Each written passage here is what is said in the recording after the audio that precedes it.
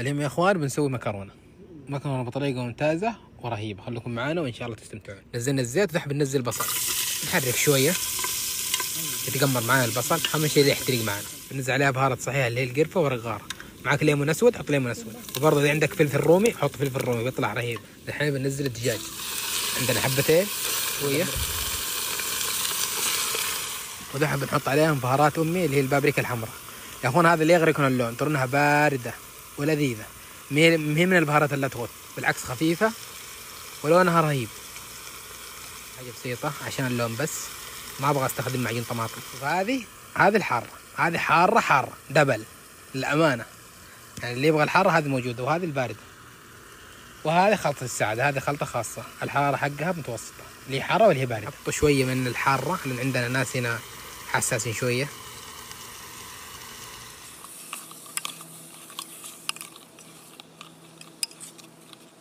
طبعا نسيت الطماطم، المفروض نحطها على البصل لكن مو مشكله. نزلها دحين، بنزل ملح،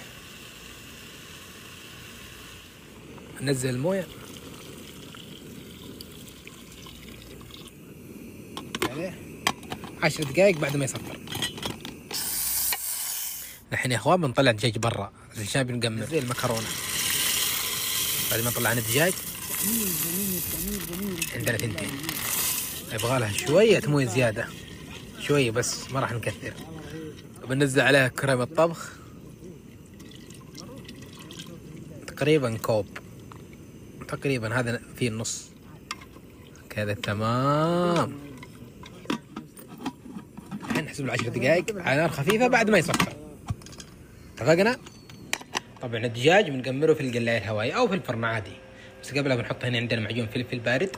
طبعا اذا ما عندك حط معجون عادي اللي هو طماطم. عندنا هنا شويه بهارات مشكله بنحط شويه، وزيت زيتون. حرك. دحين بنتبل الدجاج على خفيف من فوق كل الدجاج. الحين خلاص بعد ما تبلنا الدجاج بننزله في القلايه الهوائيه بس يتحمر معنا ونطلعه. وهذا الدجاج بعد ما قمرنا، مقمر صح ونكهته اسطوريه. وهذه المكرونه حقنا، بسم الله. هذا النتيجه النهائيه، بسم الله ما شاء الله.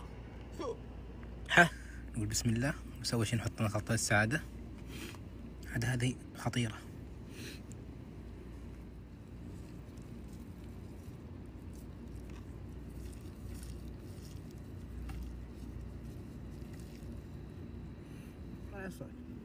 نعم والله. استفتح مش عصور ذا ياكل بالاسره مسكين يعني.